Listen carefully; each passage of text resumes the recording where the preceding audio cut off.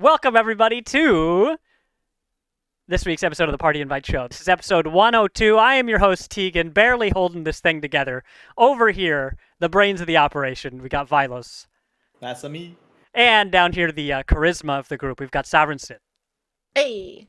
We're missing Chris this week. Hopefully, we'll see him next week with his normal Tuesday stream and on the show. But this is episode 102 of the Party Invite Vodcast. We're a video podcast. That's a thing that we are. We're on YouTube. You can watch videos on Spotify. It's wonderful because not only do we talk about games each week, but we show you our gameplay, some trailers, some other stuff that'll hopefully have you walking away with a good impression. Maybe something new to play, a different take on something you hadn't heard before, or maybe just something a little upbeat, uplifting, So we try to bring everybody together with video games, not only through playing together and this podcast, but through our Discord, just chatting, supporting each other, and being the teammates that we need each other to be. So we usually talk about what we've been playing. We've each got a couple games lined up today, and then we have a party topic that's going to be taking a look at what our versions of an ideal streamer are. So some of our favorite things when we see a streamer, what are those things that make us say, oh, this is my person.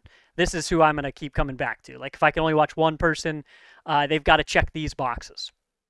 So we'll get to that. We want to hear your feedback here in chat or in the future. You can hit us up on our socials, our Twitter, our Facebook, our Discord. You can find all that through our website at partyinvite.games. But let's get let's get loosened up a little bit. Let's talk about some stuff that made us smile over the past week with our Blissin' Up segment. Let's see. I've only got a little bit. I'll start. I went on vacation, saw my family. It was great. We went to Colorado, and I went snowshoeing for the first time. It was a lot easier than I thought it was going to be. It was just almost exactly like normal hiking. It was cool. It was a cool first experience, and yeah, I would definitely do it again. I really got to enjoy like how quiet it was outside because while we were snowshoeing, it was actually snowing, which gives everything this kind of muted atmosphere to it. So we really enjoyed that. I posted a picture of Lizzie when we weren't able to have our streams earlier this week. I was out of town and Chris had something going on. I posted a picture of Lizzie sitting on top of, these are big quotes here, sitting on top of a bench where the snow was up within like an inch of the top of that bench. Like in the summer you could sit on it, but you're basically walking on the top of it during winter. So that was kind of a fun thing. But it was good to see family. I got to talk to my brother, who I don't talk to enough, and we saw him in Discord this morning shouting out that he's very excited for Metroid Prime remaster. He's the biggest Metroid fan I know, so it was fun catching up and all that. And yeah, so I'm back. I'm excited to be back. We'll have our Monday streams back again next week, playing something probably Faster Than Light and Overwhelm. I don't know. We'll see. I'm still in vacation mode, so I haven't even thought that far ahead. But enough about me. Sav, what made you smile this week? Well, I mean, what doesn't make me smile, honestly? I mean, I've been smiling the whole time here. Just being with my friends. But no, anyway, what specifically made me smile, and this actually isn't terribly recent.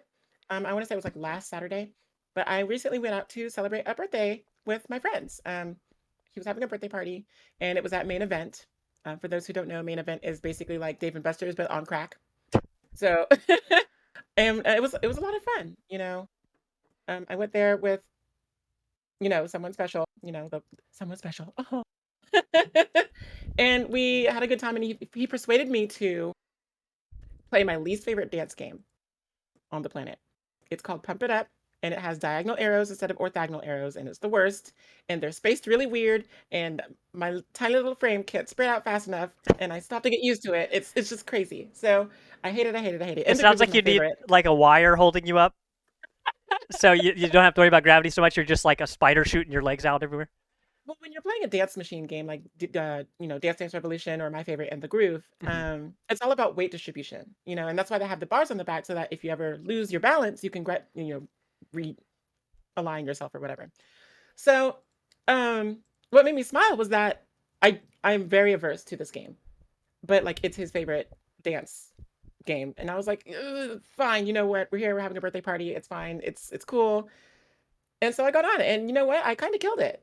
Which I mean, fundamentals between dance games transfer. It's like fighting games. If you got the fundies, you got the fundies. Mhm. So I wasn't like terribly surprised, but it was just I was like, oh, maybe I could play this a little more. I don't know. I just have to overcome like the diagonal arrow fear thing.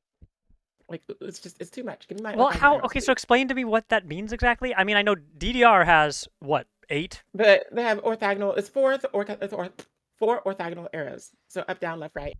There's no center button. In the groove is the same way. Up, down, left, right. No center button. Then there's Stepmania, which is a newer one. Stepmania X. It has 9. It has no, yeah, 9. So up, down, left, right, and then diagonal, and then a center button. But then there's Pump It Up, which is just only the diagonal arrows. So the 4 arrows, and then a center button. So I'm used to coming from DDR in the groove, there not being a center button. So that's where I center my gravity or whatever. So if I'm shifting weight or doing hops or anything like that, I'll put my weight on the center before getting to the arrow that I want. Mm-hmm. Um, but I can't do that with Pump It Up. The where you center your gravity is where the left and right arrows would normally be, would they exist on that pad. So that's just something to overcome. Just learning the different ways to distribute my weight and things like that. But that's not the best part. The best part was the birthday party. Well, the main part was the birthday party. The main event. At the main event, yeah. Which they have a killer laser tag arena, by the way. It's the best one in like the metro area, I think. So if you're ever in the area, go there. Go to main event. But yeah, Holla. that's what made me smile. Vilos, what's your DDR secret? How do you you know The way I handle DDR is not doing it. me too. Actually, I'm usually like sipping a soda, watching people. I'm flapping my lips, losing some calories that way. I mean, the last time I was around any kind of dance pad was around Sav, and I was just recording the ridiculousness. Man, I'm sweating just thinking about it. So, Yeah. I can't well, wait to get one in my room. I'm gonna get my. are you really gonna do that? Well, I'm. There are plans being made to have one custom built or whatever. Mhm. So because the In the Groove series is discontinued. It's been discontinued for like 10-ish, 15 years, something like that. So of course it's my favorite. Right, you're right. Um, but I recently was given for Valentine's Day less a flash drive that has In the Groove on it. Like all like the skeleton, like the software And and like whatnot. a big sticker that said definitely legal, right? Definitely legal. Yes, of course. Yes. It's straight from the company themselves. I got a letter that said, "We are the company. Enjoy this real game Uh, that is real." it's actually an NFT. It's that's how they work. Don't you be saying those curse words around me. It's a non-fungible thumb drive, is what that stands for. It just reminds me of like Sav just comes up to somebody with a piece of paper and it's the fucking Ron Swanson. Do what I Yeah, want. Like that's it. that's good. That's the legal defense for Sav. Yeah. Diplomatic immunity, thank you. Oh goodness. Uh, well, Vilos, for real. Besides your DDR strategy to become the number one DDR player in the world, on the Earth, um, do you do you want to read what you've written here? I was thinking, I did not know for sure what I wanted to put there, but since I put a lot of indecision in my in the doc here, just You've got capital so, Us in here. yeah. So what that means is that I have not been able to game like I want to. Um, I've mentioned before that I'm injured, but it's actually an injury now. So Oh, I can barely work with my left hand. Um, so gaming has been tough. So the past week, though, I have still unfortunately spent a stupid amount of money on things. And that You're that like, would don't worry, be my wrist didn't stop me from doing this. yeah. that's not my It's swiping just hand. a click or two, I was able to push around some shit in my apartment, make things nice, and I got my collection together, and realized again how my limited Switch game collection is just fucking ridiculous, and it is thick. Like you guys saw the Bayonetta, you guys saw the Fire Emblem, and I've got the 3 Xenoblade special editions, and it's just a whole thing. but I also The have Xenoblade 3 special um, editions or the 3 Xenoblade special editions? yes. Oh, Uh, goodness. ¿Por qué no uh, los dos? yeah. So with that though, I received in the mail Source of Madness steelbook from Super Rare Games, and it's some of the prettiest art I've ever seen. It's my second favorite steelbook now, and if you guys hop in the Discord, I think that's where I put pictures um, of that. It's real fucking cool. I will talk up Super Rare Games and Special Reserve Games and stuff like them all the time, but that one's really neat. I've also got some more things on the way, like within the next couple days. It's taking forever because there have been mailing issues, shipping issues across the world, obviously, for many reasons. Uh, but specifically, Super Rare Games comes from the UK. So there was not only a strike at Royal Mail, but an actual Russian attack, cyber attack. So there was a whole last thing. Just But another day. yeah, and Tegan, you'd be familiar with the whole delivery sort of thing. This the strike for Royal Mail has been huge. Yeah. Um, but I'm not smiling because of that. That said, I'm getting my packages very soon, though. The next one is Heaven Dust, which is a Resident Evil style indie game, third person, but very much looks like an isometric version of the OG Resident Evils. So think of the first three Resident Evils basically is what Heaven Dust is, and Heaven Dust Collection is what I'm getting from Super Rare Games next, and then Premium Edition games as well. I'm getting a game called A Robot Named Fight, which is a really cool Metroidvania, Can you, and hey, make sure you put that on the list of fun game names and yeah, or NPC names. I've got so many more, and another one later today. Um, And then Rain on Your Parade, which we've already talked about Rain on Your Parade before, but Premium Edition Games has that available, and I cannot wait to get it. It's the cover is so fucking cute. It's got Cloudy on it, just being his chaotic self, and I'm excited to get that officially on Switch now and replay the whole last game because that was some of the most fun 4 hours of gameplay that I've had in a while. That's good stuff. Well, wonderful. Well, we're practically halfway there. Let's go talk about diddly what we've been playing. We've got a definitely a different spread this week, especially Sav, because I see some more physical games. But I'm gonna come back to you at the end, or at least in a minute. Um, you had talked about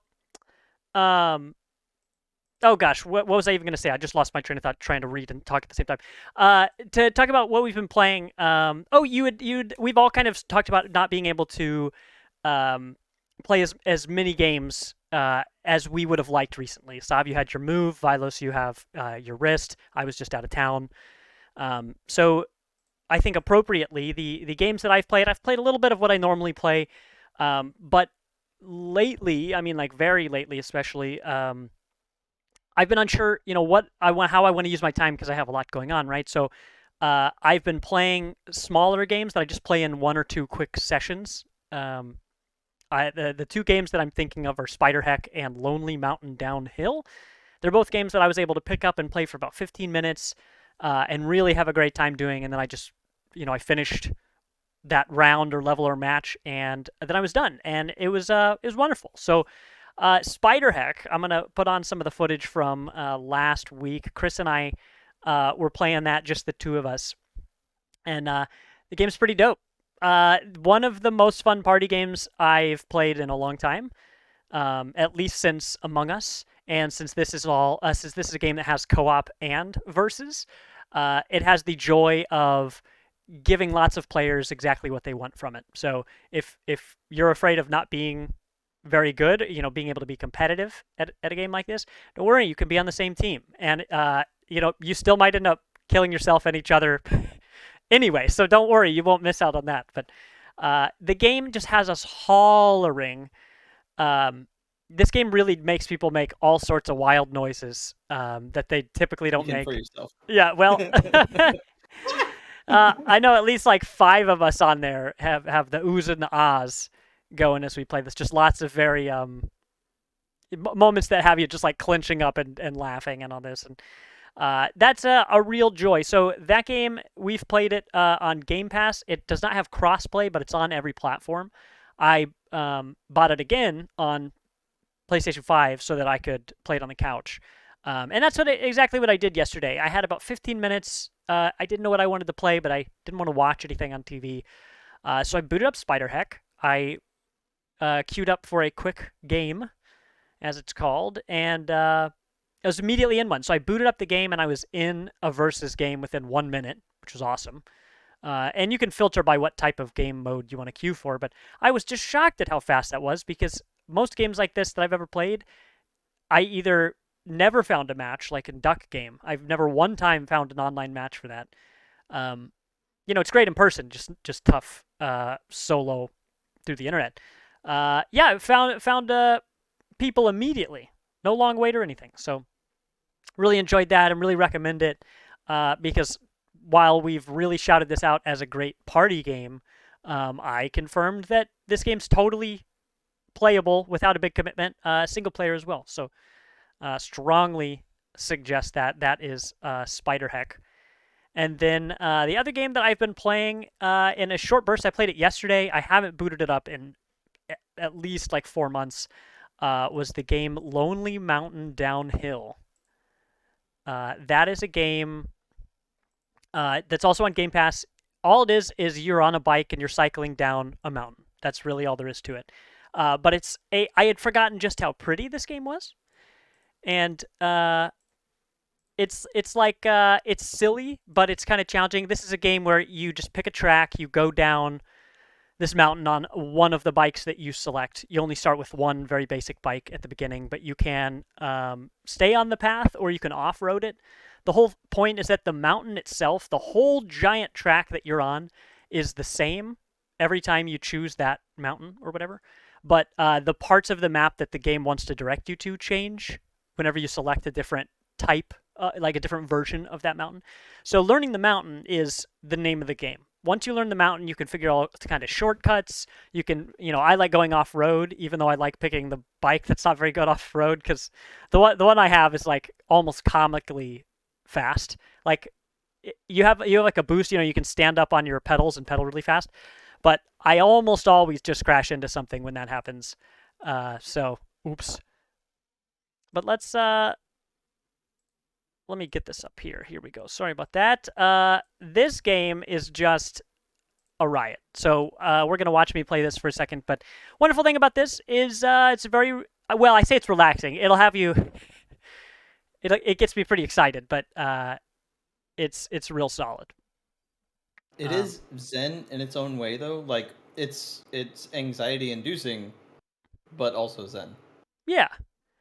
And this was the first time I've ever played in the dark before. My bike here has a little light, and it does the game a lot of good. Like, it really looks good the way the lighting and shadows work. But it's really hard to see. So I have just some wonderful footage of me wiping out a whole lot. Just completely eating it into a rock or whatever. Oh, there, I skipped ahead too far. Yeah, here we go. I got a checkpoint. Wow, wonderful. I can go so fast. Oh. Oops. So that's a real good time.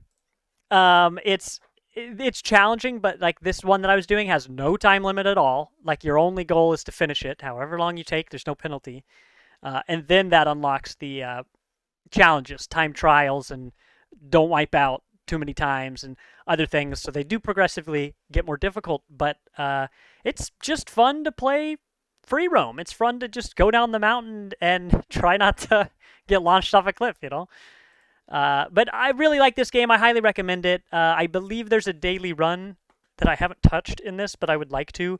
I know I had a lot of fun with a lot of the same people, including Deadpool, just playing this in Discord together. There's no multiplayer, but just streaming to each other and laughing at all the shenanigans because it's it's just a physics game. So there are lots of opportunities for just really goofy things to happen and all that. So I think I played only this level once. It took me forever because I was super rusty and didn't know how to use the brakes. Not that the brakes weren't working, just if you don't use them, they don't work for some reason. So had a lot of fun. Lonely Mountain Downhill is the name of that game. You can find it on Game Pass, but I think it's on every platform. I think it's even on Switch. I'll confirm that here in a minute. But go play this game. It's really cool. It works better on a controller, but it's fine on keyboard. And like I said, you can pick it up and just play it in a short burst. Very low commitment. And this was one that I've been looking at on my desktop for a long time, but I hadn't played. Like I hadn't booted it up in a long, long time. So I didn't know what I felt like playing, and I told myself, if I'm not going to play this now, when am I going to play it? So I loaded it up. I actually uninstalled Monster Train. Not that I was out of space, but I was like, if I'm going to play one, I should get rid of one I'm not playing. That one just happened to be Monster Train, but it's good stuff. Whole lot of fun. I'll probably play that for real some more, and then bring it to the stream once I once I've played one or two more sessions. I think I'll try to bring it on our Monday night run-based roguelike stream. But that's pretty much what I've played. I've played a little bit of this, a little bit of that, but those are two that I wanted to talk about that I wish more people knew about. I really like the aesthetic of this game because it's got like those potato graphics I really enjoy, kind of like Pummel Party does, where it's like very low poly, chunky. Yep. I really like that. Very chunky. I do have a question though. Does it have tricycles? It does not have tricycles or unicycles. That is unfortunate because I don't know how to ride a bike, so I can't relate. Well, they actually don't. They make you do your driver's test at the beginning of the game. Yeah, you can't. You look like you believe me. Yeah. Well. Yeah. I think you should be able to handle it. It's really fun. It might be rehashing some trauma from childhood. Something that's interesting about that game is when you tell your character to go left or right, it's the character's left or the character's right. It doesn't matter what direction they're facing. If you go left, your character turns left, and so it does make for this fun like ragdolly thing. It doesn't feel bad. It feels really rewarding once you get better at it. But it is silly, and I think that silliness lends to the vibe of the game where like, yeah, you can be serious and get really good. Like it seems like it has a really high ceiling. But if you just want to be goofy about it, the game's totally set up for that too. So I love it. So that's all for me. Vilos, can we pop over to you next? You've got 2 one-word games on your list today. You're keeping it real short. Yeah. That second one's definitely not just one word. But for convenience sake, it definitely is. First game I'm going to talk about is Sifu. Another technically limited game I got over the past week was Sifu Vengeance Edition on Switch, which is another in my top 5 of steelbooks. This is really, really sweet edition of the game. If you didn't hear of Sifu last year, it's a martial arts game where you are tasked with basically just getting vengeance on this person that ruined your entire family. We've all been there, Yeah. Like you do. Yeah. This is the norm. And this game does pump you up in such a John Wick fashion. Like DDR? Like John Wick doing DDR? Oh my gosh. So if you want to roll that clip, I guess we don't have sound for it, but though the sound is good and the music. Oh, is it going to be good on here? Well, I don't think I can get away with playing it, but it is very good. Who's the publisher? That's a Devolver joint, right? Or am I totally wrong on that? It's not a Devolver joint. I don't remember who published it. I know Microids did the physical version, but I don't remember if they officially published. I will go find that out. But I mean, Sony put some money into it for sure. That's why it wasn't exclusive for a little bit. But on Switch, as most people know, if you've been familiar with Sifu since it released last year, it is a gorgeous game. On Switch, there's definitely some things that they had to do to adjust for that. It is visually impressive, not so much on the Switch but the fact is they kept the frame rate pretty solid in here in an action game that absolutely needs that. The cartoony, well, not cartoony, but the like graphic novel ish look to it kind of does lend itself to the graphical limitations that they had to set to make this perform well. Uh, but as you can see, it's a very fluid game. The entire point is that you were doing these combos, and as you guys know from that God of Rock playthrough, I am not a fighting game person, so sometimes I may have Well, issues hey, with to combos. be fair, To I be think you fair, did just fine in God of Rock. I think that game just has to have a fight stick. and Y- also I am a fighting game person, and I still struggle with that game. So I mean, it's not you. yeah. I think you're pretty good at that stuff. But I am definitely better at this sort of game, and uh, it's hard, man. Like people were definitely right at Sifu being hard, but it's hard in such a unique way that I really appreciate it. Um, Junior now finds the Sifu is hard as hell. The thing is that as you saw a little bit in the video clip, but there is a little chain that breaks, pieces of it break as you die, and not only do those pieces break, and that equates to I think 15 total deaths, I think, that you can have before it's game over, but you do have a very roguelike thing where you can buy skills with the certain points that you earn throughout the your scoring in each level. So you can gain new abilities. You can buy permanent abilities, but not every ability that you buy is permanent. Just Mhm. throwing that out there. And so uh, every time you every time you die, you go up in age, which is wicked. And it doesn't go just by straight year by year. It skips ahead and skips ahead. Where the end, I got game over twice. To be fully transparent, I think it was 86 or 89 that you're officially done at. But your character uh, ages up physically. It's a whole thing because you have more power to your attacks. You're just less able to take attacks. So your stamina and everything is just way different. Um, but dude, the first level in this game, I finished it at 40 years of age. And there's like 5 areas, right? Or something like There's that. Wait, how old five do or you six areas. start? What's the starting You age? start at 20. Oh, Yeah, Man, yeah, you're and in there I for a didn't while. die. Obviously, I didn't die 20 times because it did skip a few times. But at the same time, uh, mhm. like so, I died a lot the very first time I played that first level, and the thing was that I was like, okay, well, I'm basically halfway through my potential life, and I got to go through 80% of the game still. You barely This even level built up your here, retirement. Like, yeah, there's nothing uh, left for you. the level you see here, this John Wick nightclub thing, I ended up game overing another couple times here, but uh, the thing is that it just ramps up things so quickly. Like right here, I thought I was doing pretty well against these guys, and it's a full group, as you can see.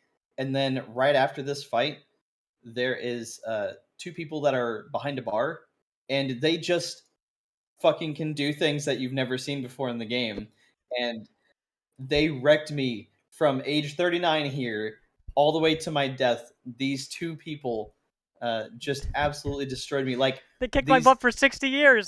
yeah, for real. Like that's what it was. Like 50 It's years been for sure. 84 years. Like they kicked 50 years out of my ass. That's Woo! the whole thing, Man, and talk about paying your it's dues. wild. Yeah, it was wild because they were like 6 foot tall, lanky ass women that were like all leg, and so they were literally like ballerina spinning and just doing spinning kicks, and I couldn't defend anything. I Did they give you their like, contact information at any point at all? Because I mean, Yeah, actually, in the card just says the words "Atomic Heart" on it. yes. Yeah, the ballerinas from there. If Chris was here, he'd be talking about them right now. We watched as a shout out, we watched our friends Doppelgamer and Cram over at Demo Duo on Tuesday, and then on Wednesday I watched Ecto 5 in our community. Watched them all play Atomic Heart. Looks like a lot of fun. I think from what I've seen, it's gotten kind of a worse rap than I think it deserves. It's got some really cool robot stuff. But I just wanted to say that because Chris specifically said if he was here, he would talk about that game, especially how horny those robots are. He was chomping at the bit for that. I think that's almost a quote. And anyone who's seen half that game would say the same thing. There's no. Yes, the really cool robot stuff. Yeah, totally. Back to that. Yep. But I will say too, like it's like they said, oh, the combat system from Arkham Asylum and all those games. What if we just made a game that was that, and then they did that? Yeah, and that's the great thing. That's exactly what I wanted from it. The only caveat to that is the dodge system takes a lot of getting used to because it throws some weird shit at you. The very first boss that you meet, you fight him in a regular fight. Okay, I say regular, but he's fast as hell. Okay, so think of Dead Rising. If you remember how the bosses were in Dead Rising, how batshit they were, and how different from the rest of the gameplay they were. That's kind of how the boss fights go in Sifu. The boss fights look more like Fury, which is almost the same letters. Huh. Now I think about that. And it's actually very similar to Fury as well in that regard. But the very first boss, he fights you, and there's it's like a garden sort of thing. So there's like pruning tables and plants and stuff, and you're having to maneuver your way around those. And he's all of a sudden sliding under them or sliding over them, and doing things that you don't expect. And then once you get him to his second stage, you were in this bamboo rises out of the ground, and you're in some bamboo foresty area, and he's in the forest, and then like flies out at you. And then he is the forest. Yeah, I mean, he might as well be the forest because it's one of those things that you basically have to just suffer through every level, and one day you'll get good enough to beat it all. Well, anyway, everybody, Vilos actually liked this game, despite. It's funny to hear. It was funny to hear the transition of you being like, "I died I didn't die 20 times, but yet God of Rock was the one that you apologized for. You're like, I don't know if I'm very good at that. We're like, you're pretty good, man. But this game seems humbling from what I've seen. Yeah. Gotta get into the learning curve of it. Because I've heard multiple people say that to watch this game, like I've only watched it, is different than to play it because you'd mentioned that the dodge mechanics, right, takes some getting used to. I saw one person equate it, or they compared it a little bit to Bloodborne's counter system, just that it's like a specific type of flow in the combat where, yeah, you can be dodging, but really you need to be on the offense all the time.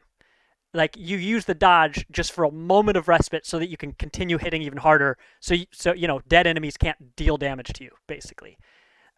And the way that this is so stylized, you had mentioned that this kind of it topped out the Switch's hardware requirements, basically. And I think the very stylized yet lower poly aesthetic that it has, it really does itself a service because, I mean, I feel like you could play this game at 480p and you'd still be like, dang, this looks pretty good, Yeah, and it's so fast that you don't care. Like, the only thing graphically that I have an issue with, and it's not really an issue, it's just like, after playing so many ports and remakes on Switch, just give us the fucking option to take off chromatic aberration and the I'm losing it, the filter, the grain filter. Let us turn that shit off, because if you turn that off, I know this game has its own art style, and it literally came with art cards, right? But if you actually turn the film grain off in this game, I'm quite sure it would run better, just like Control did and Quantum Break did, and so many other games. Yeah. Also, Bloom. Bloom is a villain. Bloom is evil. We don't need like 50% thousand Bloom. Like just the HD like a remake of Wind Waker for the Wii and the Wii U, it was just all bloom.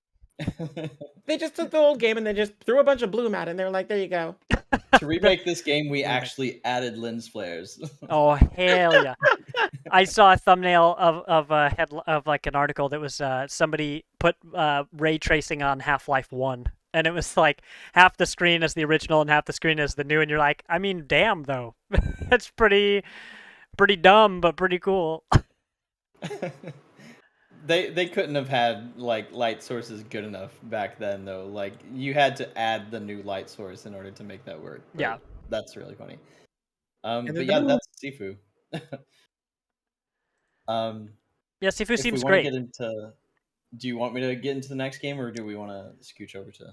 Yeah, let's scooch over to Sav, but I'm super excited to play this myself sometime soon. So you played it on Switch. I think it's on every platform.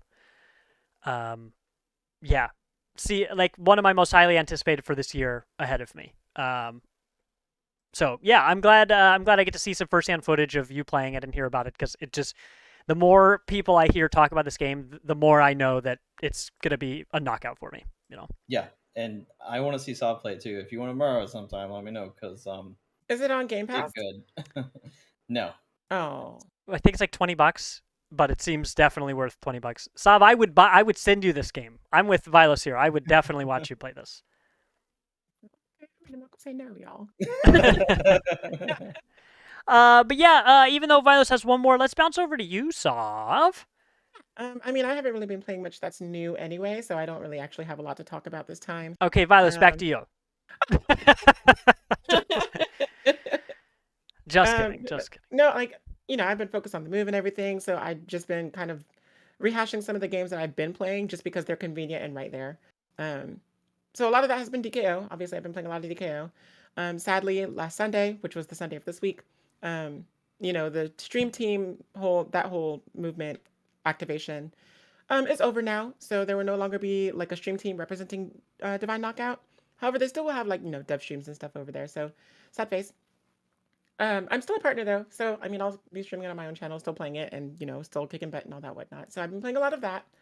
And then recently I've gotten back into Splatoon 3, and I think what really, because there's no Splatfest right now, but the end of the season is coming, and I still have to finish my catalog, which is like the in-game like battle pass that you don't have to pay for because it's just there, it's just free stuff.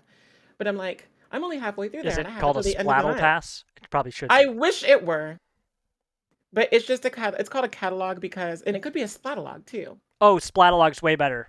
Oh man, It's right there. Oh, it's right there, and they're so good about like puns and everything too. But no. It's just basically like I think it's called a catalog because it's like basically a fashion magazine. And when you level up, you get new like fashion items and you get trading cards and things like that. So I have until the 28th, which is the end of this month, to finish it out. And that's 50 levels. I mean, experience is pretty easy to earn in that. Plus, there's also like drinks that you can drink and food that you can eat that will give you more experience per battle. So all I have to do is just really sit down and do it, which between the move I can be able to do. But no, just Divine Knockout and Splatoon 3. In Divine Knockout, they are about to announce the new character that's coming out. It should be a couple of weeks now, like one or 2 weeks out. It's going to be a Norse god. I don't know who it is. We haven't had any kind of hints at all, except for those trailers. They had like little trailers in the past when they were advertising for like Wukong as well, but they didn't really say much after that. So I don't know. We'll see. It could be anybody. People yeah. are thinking, Loki. I think it's like I can't remember her name, but she's like the goddess of the moon. She's always like fighting with her sibling or something. I think her name is actually like Moon, but like with an E, like Mune. I think it's that. I know the story of the two wolves. They're always chasing the moon, right? They Not them. represent Yeah, but not them. sun of the moon. Well, is it them? I mean, there's Fenrir, who I think is the sun. I think. No, Fenrir is a different wolf. I learned this because I was confused myself. Fenrir is different. I thought this was going to be an educational show today. That's true. Why do I even joke about it? Let's see. But He was, Fenrir is the son of Loki. Oh, okay, sure. According to this Wikipedia thing. As we know, Loki is another of the gods that just fucks everything. So Yeah. No, Loki's a good guy only and never mischievous. And sometimes a woman. And And one time a horse. Exactly. So Exactly. I'm But why casting my was- vote for Horse Loki as the next Divine Knockout character. I'm throwing it in. $5. Well, I have a direct line to some people that might be able to make that happen. So we'll see what I can do. It's like, listen, you missed Horse Loki on this last pass. You gotta be the next one, and you're just like, Or like, just give them a skin where it's like one of those big comical like horse heads masks, like helmet masks. Those silicone horse heads. Just give them one of those. I hope they announce it in the memeiest way. It's just a picture of that with like Comic Sans. Something is Not coming. Comic Sans, please. No, anything but. You're right. I'll This even- is I'll even serious. We take- shouldn't use that. I'll even take like ethnocentric or papyrus over Comic Sans. All right, Papyrus it is. Yay, papyrus. Yes. Kind of Nordic looking. I mean, it's definitely inspired by Egypt, but like you could use it for that, right? Yeah. If there's It works only for one, Avatar, if there's then only it one works for version this. of Loki that you need to know, it's Horse Loki and Divine Knockout. Take that to the bank. But beyond those two, recently I have tried out my hand at pinball, like the classic physical pinball, not like the 3D Windows 98 pinball or Pokemon pinball, like actual real life machine pinball machines. And um they're really hard. Like they make it look so easy, like when you see documentaries of people like going and playing pinballs and they're just like they got the high score of like 385 kajillion million. I'm like, oh yeah, that seems like it's easy to do. Nope, not at all. Nope, there's so many Who would have thought? Who would have thought? pinball of all things. So you have to be so mechanically inclined in order to be good at that game. And And to like, fix them when they break constantly. you just push them around a little bit. There's definitely not anything illegal about doing that. There's definitely not like a machine shutdown feature for if you do decide to do that called tilt. But Right. it was fun though. It was the Teenage Mutant Ninja Turtles themed one. And I had to choose Madonatello, who was my favorite, a purple turtle from another world. so close. Try. Thought you had it for a minute. Well, what am I supposed to rhyme with? Oh, Oh man, it you, was good. It was fun. I had a good time. Despite that horrible pun. Um, and I might go back. I still have plenty of tokens to that place. I've had them for like a decade now, so well, we'll see. well, hell yeah. Well, report back if you go back to that same machine. Report back your progress. If you're gonna be the number one pinball player on the earth, then we gotta have the arc, right? We gotta have the rising story. So you gotta report back to us when you take a spot on the top 10. Yeah, pinball's cool. I'm gonna be the best one in the world duel. I'm adding it into this optionary. It's gonna be it's a word now. Oh, Listen, goodness. I just tried to look it up to see if there is a word for a mother turtle, and apparently there isn't. So Oh. you're off the hook, I think. What's I love that band. Platoon 3? Oh goodness, we got to get out of here. Pinball will rot your brains, kids. If hey, did you know? Actually, here's a fun what's it called? A bit of trivia for pinball is that pinball was often used like way back in the day when it first came out. It was used for money laundering. Isn't that silly? Interesting. Pinball was briefly illegal in some places because it was so widely associated with money laundering, like laundromats or other businesses where the whole point was you just come in and basically feed money to this, and then someone else takes it out, but it's all legal because you were just playing pinball. There's more to it, but there's interesting stuff there. I was like, wow, people will really find a way to make anything illegal, or could you imagine doing like drug numbers in quarters though? Like that doesn't even make sense. Well, right? I mean, look at laundromats though. Indeed. But in quarters. Yeah, they're quarter operated usually. Yeah. Like the old laundromats of ye olden 1995, like the ancient times. The ancient times. Yeah, no one here remembers that. What? Huh? But yeah, that's just really cool. I know there's a documentary about it I have saved somewhere on one of my like watch list things, so I could dig it up and I'll post it in the Discord sometime if I can find it. I think I know where it is, but yeah, that stuff's really interesting. Pinball has, or not just pinball, but arcades have such an interesting backstory that like even if you don't care about playing a single game inside of one of them, the same reason that the Social Network movie is really good, even if you don't care about Facebook, right? It's like there's this interesting story to be told here, but there's so many, and arcades played like such a large role in so many people's lives that it's wild that there can still be so many more stories to be told to that stuff. And now with retro arcades, it keeps on giving, you know. So, heck yeah, Sav. I'm glad you enjoyed that. Really worked out your legs and your fingers this week. I was about to say Sav. Vilos. What have you been? Or no, wait. Yeah. Wait, how do you? Okay, Yes. so words are hard. You've played a game. I'm gonna spell it out here. Looks to me like one word. You said with an asterisk. Milk. Mm-hmm. Oh, I've mentioned this one a few times because I do honestly want a whole lot of people to play it. So on my Switch, there's a great deal, and it's actually still going right now. For $6.39, you can get on the Nintendo eShop milk inside a bag of milk inside a bag of milk, and milk outside a bag of milk outside a bag of milk. Is that all one title? It's 2 games Oh included my god. in that. It sounds like an isekai. yeah, it I does. went grocery shopping and became a milk jug inside of another milk jug in another world. Like, Where milk jugs rule. was a um, teenage overlord.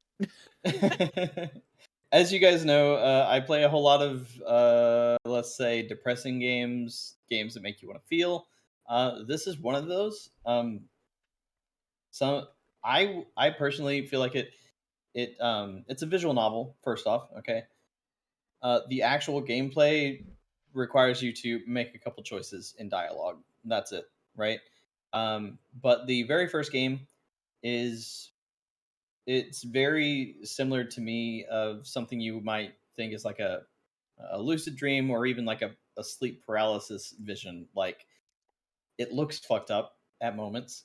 It has some scary bits, but overall, it's all about you are helping this character to basically just go and do something. That going and doing something happens to be getting milk, right? Wow, you've Um, condensed the summary up very well. yes, Huh? that's it. I'm just gonna That's skim by that one. Oh, wow, wow. Clip it, somebody, but never speak of it again. man. We're spoiled with all these puns. You know? Oh my god, you're making my blood curdle. I think that's all I got. So, Sav, you got the last word on this one. It better be all you got. So, the game again, all you are tasked with doing is getting milk, and it's because the main character's mental health is just not in a good place, So he's got to go outside. and yeah, I mean, definitely got to touch grass. Executive dysfunction is real. Like, and it's a beast.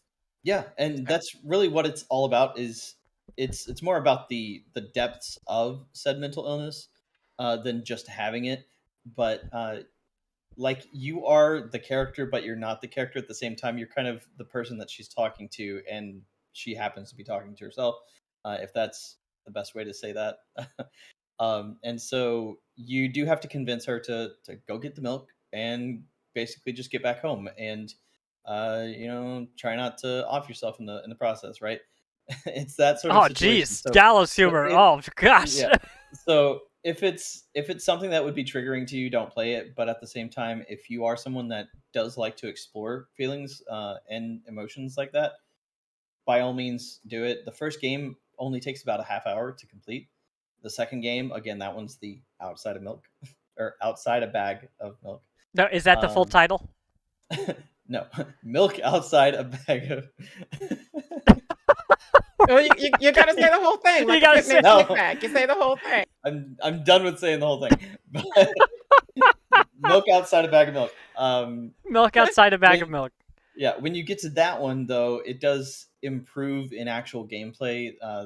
Not by a whole lot, but you are presented with a couple different things to look at in your room in order to kind of get yourself some more some more evidence of what's actually happening in the story, because in the story you you actually find this frightening child in your adventure to and from the store. Do you And just mean a regular child? Because children in general are just frightening. I mean, it's a little bit of both. It's Is definitely a child that, if you make the wrong decision, is probably a little scarier. I think I technically played it the right way, but I also died in the playthrough, so um, Ah, I don't know what the true or the good quote unquote ending is in the game. Mhm. I did finish both of them, uh, but I know there are multiple endings, and I didn't play through them multiple times. So it is just very interesting. It's the perfect thing to do if you are like, if you want to finally dive into indie games and you just haven't yet. This is one of those that's kind of like the perfect experiment. Because I can tell you go play Space Warlord Organ Trading Simulator. I can tell you go fucking play airport an airport for aliens run by dogs. um I'm just realizing the titles. Oh uh yeah, you're just but now. Yeah, yeah. I could tell you to go fucking play those games, but if you want to just have that experience that's completely unique in what it is, even if it's in a genre that is just overloaded, yeah, just try out Milk Inside a Bag of Milk and its sequel and see what you think. Again, it does explore the mental illness side of things, as far as deep depression and just not being able to do what you want to do, uh, including some little bit of schizophrenic tendencies sort of stuff. So it's there, just trigger warning. But it is a very interesting thing to try out. Um, and overall, it's very cool if you're into like the dark manga art style. Like, that's very similar to what this is. It's really cool. There are some really neat comic booky frames of things that are happening in the story. It's really interesting. when All you say right. like dark manga, do you mean like Junji Ito dark? Yes, yes, Oh, okay, I would okay. very much go towards Junji Ito. Um, there are a couple particular shots uh, that are very similar. There's a literal paralysis demon in a part of it that is just like John Carpenter's The Thing, but maybe worse.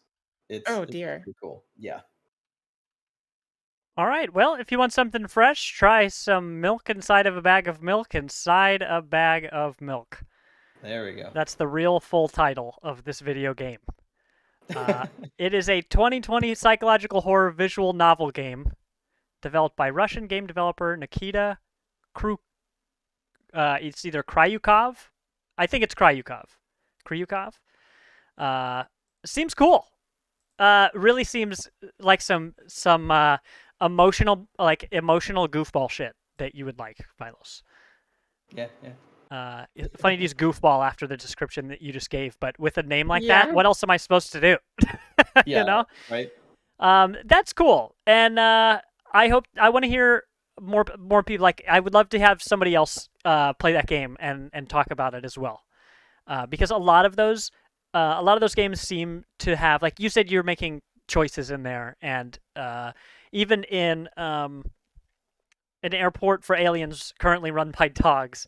Uh, there are things in there that it seemed like, even if it's just like achievement hunting and stuff, that there were fun little things where playing through such a short experience would make it perfect for going and talking to people about that game. Like, some games are Yeah. great to talk about because they're huge and massive, like Skyrim or Yakuza or something. But then there are really small ones like this that have just enough variability in the way that you play them that, um, I feel like it's all you could do, but like send somebody the game and then be like, please talk to me about this. Yeah, and even when I was making a couple choices over when I failed the first time, I was just like, "Shit, wait, what? What did I even choose last time?" Because the character is like uh, plays the victim every once in a while, but then gets aggressive with you every once in a while, and like your dialogue changes with that as well. And so, like, I was going back and forth and being like, uh, what's wrong with you, and then they got really sad and sappy, and then you get like just the dot dot dot response, or like a crying response. It's like, oh man, Oops. I just ruined it. I can't go back to the good stuff. But yeah, it's really cool. Well, awesome. Okay, well, oh, excuse me. All milk puns aside, that is what we've been playing. That's a whole lineup. A little different, especially with the physical games this time. But excuse me. Yeah, I hope chat. I hope everybody found something this week that you'd never heard of before. If somehow you had played, if you've even played through milk inside a bag of milk inside a bag of milk, pop into our Discord and tell us about it. You can find our Discord at discord.gg/partyinviteshow. Just type that into your URL and you can find us online. It's my favorite part of the internet.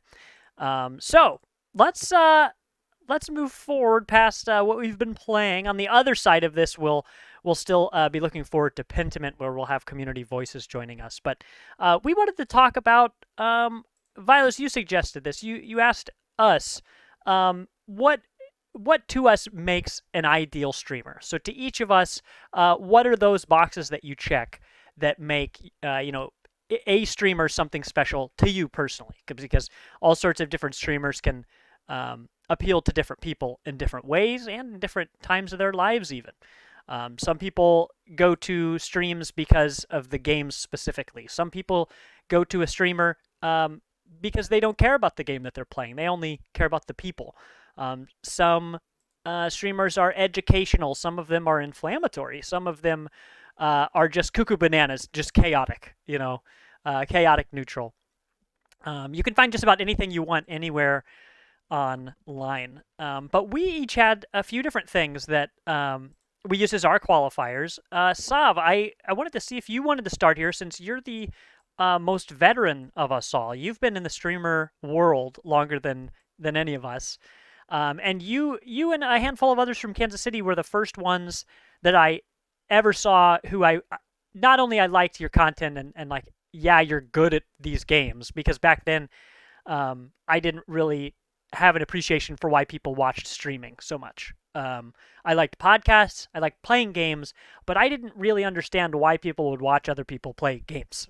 Now I totally do. I love it because you can experience gaming. You can experience specific games or general gaming outside of just playing it, right? You get to show up to someone's community, whatever they bring to the table. Maybe they stream at the same time every week. Maybe they stream every day. People are all over the place. And Sav, you were one of the first ones that I really looked at, and I was like, oh, so this is why people do this, Aw. Well, and you can go to your channel.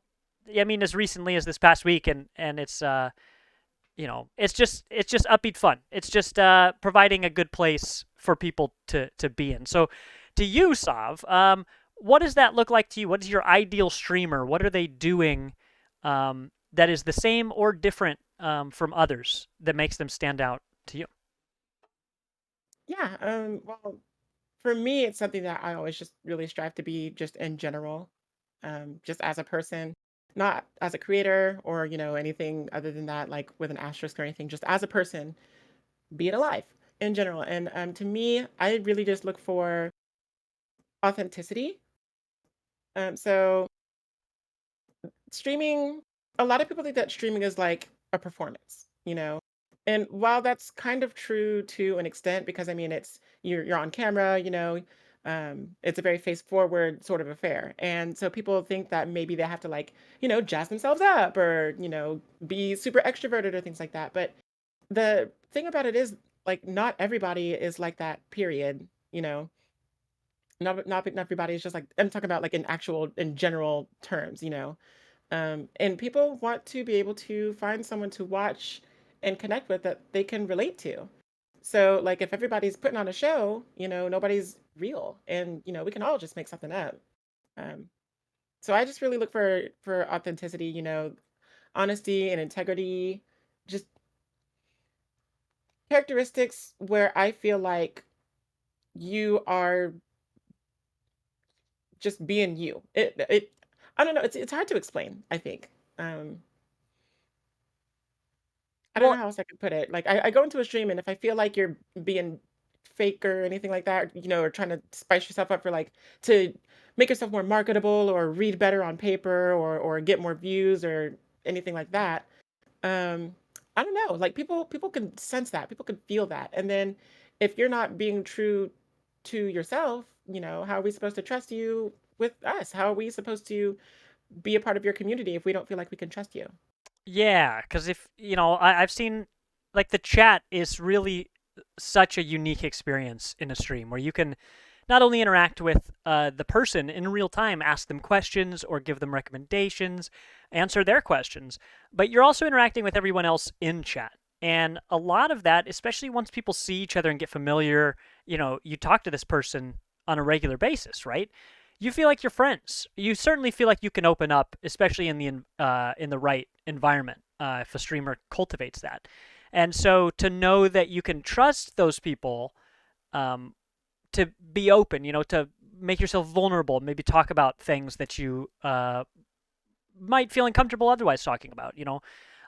When you can feel that that streamer is walking the walk, not just talking the talk, uh, that really goes a long way. And I think creating that environment for people is so much more than just the gaming, right? Because now you have Twitter, you have Discord, you have all these things where the streamers are doing all sorts of online things while their stream's not even happening. And like you said, it's usually very obvious when someone's putting on a show. It's pretty easy, and to cultivate a personality isn't necessarily a bad thing, but to pretend to be a different person, not as like a persona, right? Not as a character, a bit that you do that is known, that is something that people obviously are like, oh, this is how he acts on stream, and it's a personality, right? It's like being a talk show host. That person's probably not exactly the same when they're not sitting behind a desk in front of a camera. But so many streaming things, those communities exist outside of just Twitch, outside of just chat, outside of just YouTube. And yeah, I think it's a wonderful thing to feel like you can be accepted in those environments because of their authenticity. You know, so Sav, I mean, again, I think you've always been someone like that who you're very like self-aware. You're very upfront about like where you're coming from, and and like calling things out when they smell funny to you. And those things matter too. It's that if something happens, let's just talk about Twitch. If someone hops in chat and somebody's stream and is just being a bully, or maybe they're being weird or gross, or maybe it's depending on your community. I was watching a Rift Tracks a Rift Track stream yesterday, and this person was playing with their community, and the person comes in and their name is like very questionable. I took a screenshot. I forget what their name even was, but I was like, Oh oh no. boy, there sure is danger inherent in playing with strangers online. Um, but sometimes people jump in and they're immediately not like everybody else. They're immediately acting in a weird way where it's like, hey, you maybe don't know what the expectation is here. And having a streamer, like I feel like having the courage to maybe hurt somebody's feelings who like is hurting other people's feelings. Maybe somebody who's like acting out. It really takes courage, and it can be hard, especially when you're on camera and you have to react in real time to an uncomfortable situation, and you have to keep your cool and act in a way that is authentic to you. Maybe it's not something I would do, but it has to be authentic to you, because then what is it? But those are the things that certainly create a safe environment. But it kind of takes a village in there, right? Like you hope that the people that are mods in a chat. I mean, we've got wonderful people, Odysseus in here, among many others, who are a wonderful mod team, and those people make up a good stream community as well. And I like that, whether it's people you recommend on your Twitch channel or the mods who are in chat, there's like a whole net of people to catch. Like, hey, if something's wrong, it'll actually be okay. You know, what is an Odysseus? Vilos. You're gonna scare him away. We haven't even sent him any free merch yet.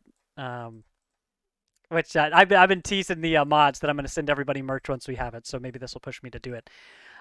So the pro of having a mod team is that you have a wonderful support system. The bad part of a mod team is that you have to give them all T-shirts when you make them. So be careful out there. Well, I only have the one mod in my personal stream. And he is like the clip master extraordinaire. He gets the best moments when he's actually there. Um and it's so fun because oftentimes on my stream, because I'm reacting so like honestly, there are some moments on there that are just really off the cuff, crazy funny. And he'll be there and he'll catch those moments and I'll get to look back at them and like laugh and relive the memory and things like that. And so that's just another like facet to what I was saying about, just being yourself and who you are is because it creates memorable moments that will last for, who knows how long. And it doesn't have to be like terribly funny or anything or meme worthy, but I mean, there's a genuine moments that your community will really appreciate and that you'll get to talk about and bond over that. But I don't know. It's just be yourself, y'all. I mean, in every walk of life, like just be who you are. Because first of all, putting up a mental front is exhausting. Like it's exhausting. Pretending and acting and stuff. Like if you're not, just be yourself. I don't know. That's simple advice. Well, speaking of the mods and creating that community and stuff, Vilos, you've got here written something that I think speaks to a whole lot of us. I know this isn't what I wrote, but like your one-liner here is probably the most important thing to me for this entire app on Twitch. Like if I'm gonna watch somebody, they gotta have this. Yeah, and I put down being an attentive conversationalist. You can take that a couple different ways, but for me, it's not only being aware of chat, aware of the people that are watching, but bringing those people in. It's not we talked about being genuine, being authentic, but at the same time, the people are there for you, right? And so it's very important to not only note those people, uh, you know whether you've built a community that says good morning, good night, like at every opportunity, or Hey, I'm going out uh, for some milk. Do does you need any? yeah, yeah, does the exclamation lurk like every moment that's possible, and then they come back and they're still like, "Hey, I'm back here. Don't forget me." Yeah. Making sure that you are that person that shows that little bit of extra care there, and then of course, as far as the conversational part of it goes, um, you know, yeah, we're kind of wasting our time here on streams, I guess. Sometimes that's the whole point of getting on, right? Hey, But time at the time you enjoy wasting is not time wasted. You know. exactly. So at the same time, people are there for something, right? So give them that little bit of something, whatever that's going to be. If it's, for example, you just turned the camera on and you're completely unprepared for anything, you're just like, I exist and the camera's on. So it's not going to do a whole lot, right? Indeed. Um, so you got to have that purpose, that reason. It doesn't have to be grandiose or anything, but being attentive to the people that you are in front of, bringing them in, and giving them a little bit of something as far as that humanity, making sure that they feel like they're there for a reason, that they are getting something for their time. It doesn't have to be a whole lot. Again, we all value things differently. But at the end of the day, if somebody's like, hey, I just asked a simple, was your day great? Cool. You know, Sometimes that'll trigger another thought for that streamer to go on to this next point during the conversation. Uh, Really feeding off of your chat is a super huge thing to do. That makes things a whole lot more fun for everybody involved. You know, Um, it's like watching going to a live concert, a music concert. mhm. I have this opinion that like if I go to a band and I am in the front row, that like if I paid money or whatever and I'm right in front of the musician, I mean they're feet in front of me, when they shout stuff out, I better be shouting right back to them, right? I personally, I mean I don't think most people feel this way, but if I'm at the front, I almost have a duty to like a responsibility to the streamer, to the musician, to give back what they're giving me, right? Because it's a great feedback loop that the more excited I am, the more excited they'll be, and then the better the show's going to be. the same with what you just described with a streamer is to feel that connection of the viewers as you're creating, whether people are using ridiculous emotes in chat or making puns with you. I mean, we've got the sound alerts here on our stream, which I really enjoy, that everyone can be active participants in. All of that adds up to this, again, authentic relationship that just feels wonderful. That it makes a very special, almost a flash in the pan thing that's just between you. Like, yeah, you are live, like you're recorded on the internet and you're playing and all of this, but but it's a group effort. Because if you just wanted to make a video, you just record a video and then you put it on YouTube and then you'd walk away. But to be a streamer with that extra element, that's really what sets people apart. Like, if I go to a brand new streamer, this person only has 1 or 2 viewers all the time. If they're trying to grow, man, if I say hi, they better say hi back. I'm telling you, if after 5 minutes they haven't even looked at chat, I'm like, look, I might be rooting for you, but you gotta look at every once in a while, you know. Because I was there for a while. I would forget I hadn't trained myself to respond, or I famously quit streaming Don't Starve together because I couldn't play the game halfway decently and watch chat at the same time. And I was like, well, if I'm just gonna play the game, like, I may as well just record something. What's the point of me streaming if I look over at chat and it's actually been 10 minutes since I last looked at it, and I'm like, oh boy, people were talking to me and I just wasn't listening, you know. Because I wanted to respect the viewers. Because I feel like if I was in the shoes of the viewers, then I would have been frustrated. Because if I was asking questions about the game, being an active listener in chat, and then the streamer just like can't respond to me when normally they would, then I'm just like, look, you gotta figure yourself out. That was me in that case. So I have had plenty of practice now. Don't worry, I got plenty of other problems to solve, but I am a lot better at reading chat. I will say something I really appreciate about doing a group stream, because I'll tell you, our friend Lord Chrome 375, he was messaging me the other day about what are the pros and cons of collaborating regularly with other people. Like, what does that look like, and all this. And I'd essentially explained that it is wonderful to have people, if you're streaming, to, like, if we're playing a single player game after this. Like, let's say Sav is playing Hi-Fi Rush, right? It can be tough to play a very fast-paced game like that and watch chat at the same time, but to have partners like us to watch chat and engage the whole time, that's a fun, wonderful thing, because then you get the best of both worlds, where one person's not juggling a bunch of balls. You got a whole team to... that's right, Sav. You got a whole team to juggle those balls. But it's wonderful having everybody kind of work together to keep that flowing, and it does feel like a real team effort. Something that some streamers will, like, keep chat up on screen. Some of them don't. But doing all that stuff in collaboration with each other is wonderful. Something I will say, especially in response to just like an open-ended question about collaborating with people, is that if you're serious about content creation and you want to work with somebody, you need to figure out, first thing, what your expectations are for yourself, what your goals are going into any sort of partnership, and your expectations of the other people in the group. Because, to use kind of a dumb metaphor, it's like water pressure in a pipe. If you double the amount of streamers, so you double the width of your pipe, so potentially you can have twice as much water go through this thing, you've got to double the water pressure. That means that everybody, those two people, have to keep their hustle up, because if you only have half the hustle but twice the people, you're going to have low water pressure, which doesn't do you any good. So anyway, this has been my TED Talk about water pressure metaphors. Yes. Yep. Thanks, everybody, for coming. But no, I really do feel like that. A lot of people think that collaborating with others is very simple, but I think if you're going to get serious about it, then you really have to consider what that's going to look like to you.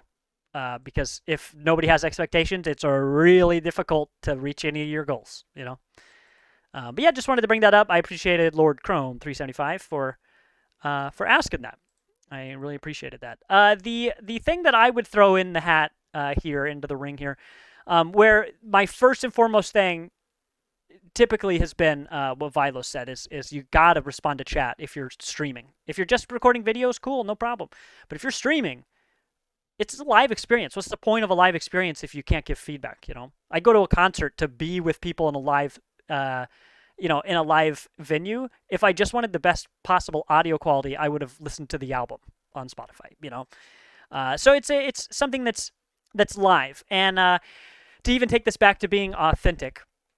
The thing for me is if I tune into a stream and someone is belittling their teammates or even their opponents, I barely follow even one esports player who talks on the mic, because almost every single one I've ever followed is constantly talking about how trash everyone is. Like, this my teammate is trash. That person is trash. I can't believe I'm at this tier of matchmaking because everyone's trash but me. As soon as I see that, I'm just like, okay, I don't care nearly enough about whether or not you win to even deal with any of this. Like, I just don't need to hear people constantly tearing people down. That's tough for me, So what I need is somebody who's kind-spirited. I don't need everybody to be a Boy Scout. I don't even need everybody to be happy or even very nice. But to give people a chance and to not just be tearing everybody down all the time. I want to see streamers. I want to see just humans who build each other up, not tear each other down. Tearing stuff down is easy, and everybody can do it. That's just gestures broadly at the internet. Anybody can tear stuff down. So to me, you got to be the kind of person who responds positively, does well under pressure. If you fail at a game, man, that can be tough. But you got to be good to yourself too. And if you're just finding yourself almost steaming out of the ears, maybe take a break. But you won't find me in your chat. You won't. I mean, I've played tons of very difficult games, or games that certainly I don't do very well at, or I fail often at. Look at Spelunky. If I got mad at myself every time I failed to improve, every time I made just a dumb mistake, man, I don't think I'd be very fun to watch at all. Because You probably wouldn't have any furniture. You'd probably just throw your controllers through everything. Yeah. You'll see a viral video of somebody throwing a controller and stuff, and it's like, well, that's toxic. That might make decent TikTok footage or something. But if I'm really gonna watch somebody, I gotta respect them, and I'm not gonna respect somebody who puts themselves constantly in a position to just be filled with rage, So getting mad is not bad. I just mean that, you got to show respect to yourself, your chat, and the other people you're playing with, even if they can't hear you. At least to me. That's, a lot of people like a lot of content that I'm not very interested in, but that really is, to me, the biggest thing is, I don't need you. I don't even need you to be good at games or even good at streaming, but I am leaving chat if you're an asshole. I'm just not. I don't have time for it. There are plenty of other people who are great, so whatever. Now I'm getting all excited. That extends to the community that you keep as well, because if your community is vitriolic, then nobody's going to want to be there or participate with you or with people in that community. Yeah. I remember there was a time we had a problem with playing with someone, and I couldn't get along with them because they were always just complaining about things that were happening in the game that we can't control because it's a game, things happen, we die, we lose, we move on, right? But it was just constant just complaining and whataboutisms and insults and things like that. And eventually, I had approached you. I was like, I can't play with this person anymore. So if we ever play this game and that person's there, I will not be there. And I mean, eventually the problem went away. It was ironed out and everything, and everything's hunky dory. But just keep in mind, if you are a creator and you are trying to, foster a community, you have to foster the community. Just getting people in the community isn't enough. You have to make sure that it's a community where people want to be. Yeah. Yeah, and lots of people have, every streamer is going to have different goals from anyone else. They might be similar, but no one's going to know what kind of content you want to create except for you. I have preferences. We all have preferences. But if you're the one creating, if you're baking a cake, you're the one who puts in the ingredients and does all the alchemy stuff to make it, turn it up to 400 degrees for an hour. I don't know how baking works. You're the only person, like, you're the one who has your hands on everything. So yeah, you can read a recipe, like we're basically giving you a recipe right now. But you're the only one who knows what you want it to come out like. So you're really the only one who knows what can go into it. So be authentic to yourself, respond to chat, be good to each other for sure. And you can build something wonderful. I mean, there are lots of other things that can make some wonderful creators. A lot of people only, aren't even streamers, but do YouTube, who are very successful on YouTube, where they're not performing live or anything. Like, they're just videos, but they interact well with their chat. Or I'm sorry, that's the opposite of what I meant. Or they interact well with their community, like in the comments section. Or maybe they'll have like a lot of podcasts will have something where they're like, corrections is what Giant Bomb used to do, where they say, hey, here are the emails that people sent in to us. We're going to read them on the air and talk about them. There are so many different ways to make wonderful content. You just need to be authentic to yourself, make what feels good to you, because nobody's going to know that but you. But if you're trying to put on a face or, you could do it well. But if you're poorly trying to put on like a gimmicky thing, you're going to wear yourself out. One day, walking to the store to get milk is going to be really easy, and the next thing you can't even leave the house. How many callbacks can I do to that game? Give me more time. I'll keep it going. Anyway. Do you guys have any last words? I gotta shut the hell up. I would just say more to being kind-spirited, like, to your point. If you find yourself, if you find that difficult to do, sometimes it's as easy as just like changing your language. You know what I mean? Instead of calling like your teammates trash, for instance, personally, if I'm having a difficult teammate where, it doesn't seem like they know what they're doing, I call them inflatable because they're there and they're doing their best. They're taking in and they're in the space, they're there. But maybe they're just not as well honed as you are. And inflatable objects tend to be very bouncy and not honed. So I just call them unwieldy, even if you try to carry them, like carrying an inflatable. Yeah. So I've been calling, if I ever have a situation like that, I call them inflatable because it's a fun word and it gives you a funny mental image and it makes me laugh and it makes me smile. And then a catchphrase that I've developed recently is everybody starts somewhere. You never know, that could be their first game. You don't want their first experience with you, or with the game to be like so negative that they're like, they never want to come back or anything like that, or they just Quick lose cut to Sav teabagging somebody in Rogue Company. You know what? I'm a princess. I have to have my tea. That's funny. It's even worse than Splitgate, though. Well, I mean, in there, the game literally boos at you for you get a kill, and they're like, woo! And then you start teabagging, and they're, oh! The audience has turned. Something I did, so I say heck all the time now. I've been doing that for years now. I probably like 3 years ago started saying that kind of as a joke because I was just constantly cussing all the time. And trying to, which I didn't really have a problem with. I like kind of being excessive in my language. It's something I like to do. But being able to censor myself around people when I maybe shouldn't just cuss constantly, that was hard for me. So I was like, well, instead of talking one way over here and another way over here, instead, I'm just going to replace everything with heck. So Lizzie and I did that. My partner and I did that. And now it's just a permanent part of our vocabulary, and I don't have to watch my mouth around anybody.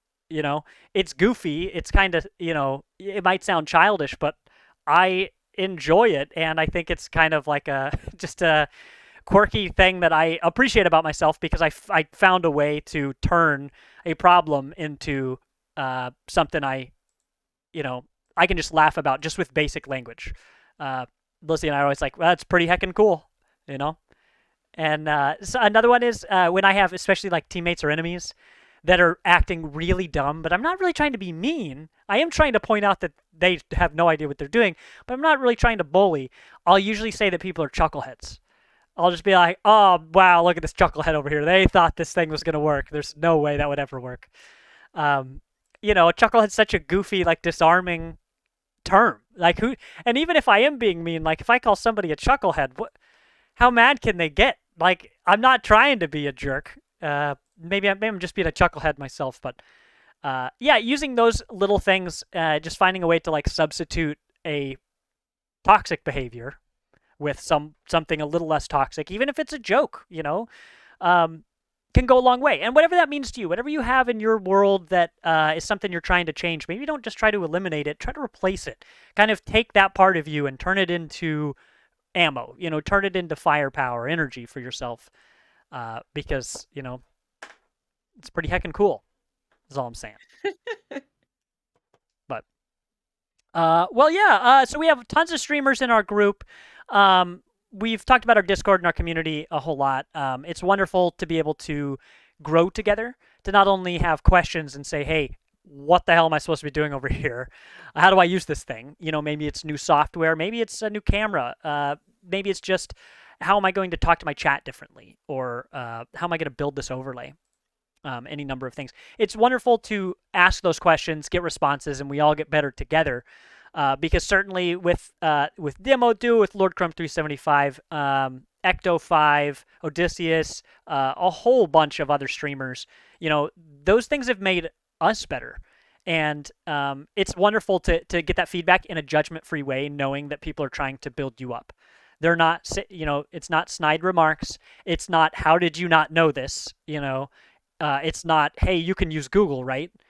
It's constructive feedback that's personal, that makes it feel like you're seen and you're heard, and that your victories are their victories and vice versa. So we love everybody who has made our community a wonderful place so far. And, occasionally we do have kinks like Sav, you mentioned earlier, but we've been able to iron them out, and I'm pretty happy about that. Life's not always sunshine and rainbows and stuff, but, if you just supply enough umbrellas, everybody can be happy. I don't know. And we could go out and get the milk. That's right. It's a lot easier to get to the store when it's raining if you have an umbrella. Isn't that right, Carlos?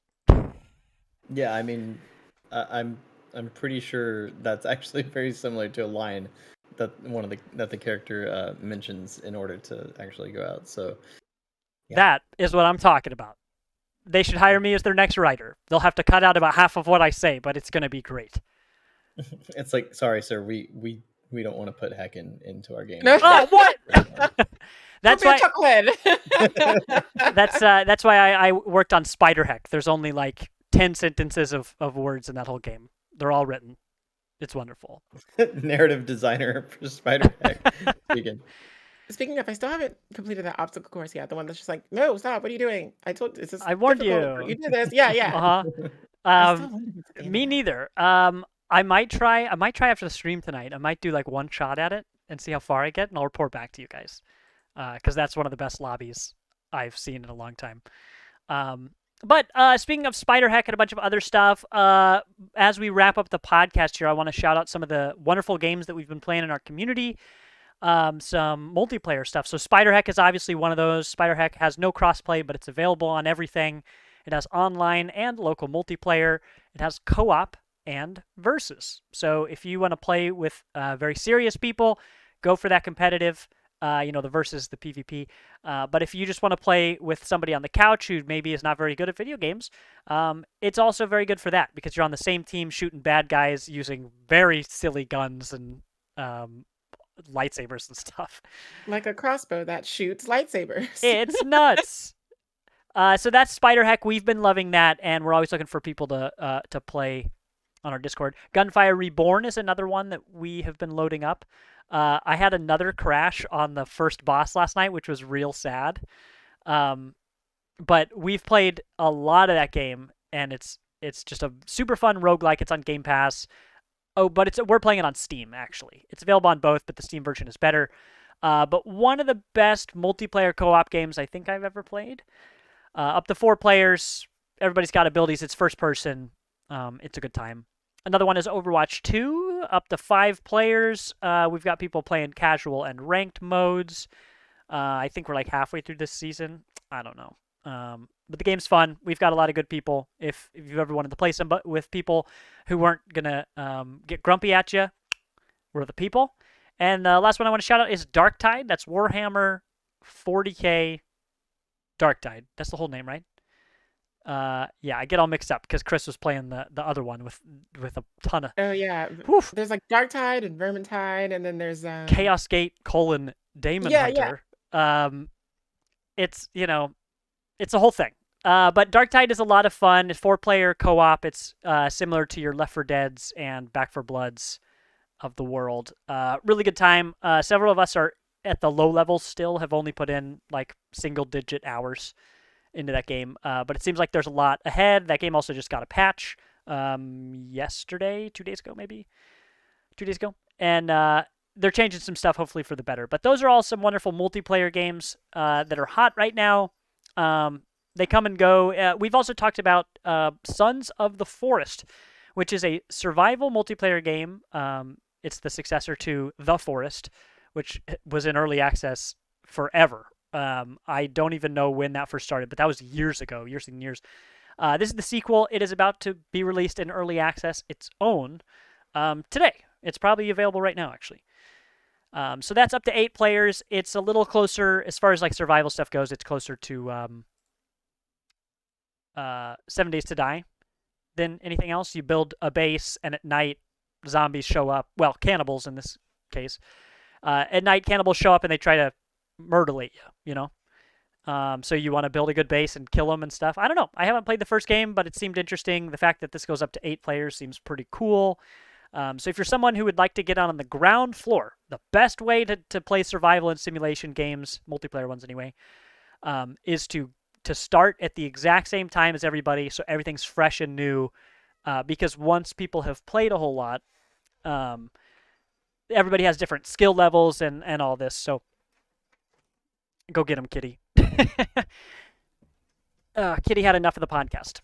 Anyway, she heard enough of me talking about the community games. Join our Discord. We play lots of stuff. And that's really about it. We got a wonderful community. So that'll do it for the Party Invite Vodcast. We're still trying this out. I've been Tegan. Over here is Vilos. Over here is Sovereign Sid. You can go follow them on their channel, twitch.tv/Sovereign Sid with a Y. And we're going to mosey our way over to Pentiment. So stick around. For anybody who hasn't seen this listening in the future, the 4 previous sessions voiced by the community of Pentiment are all available on our YouTube. So you can go catch up there and then come back here to Twitch to find the VOD.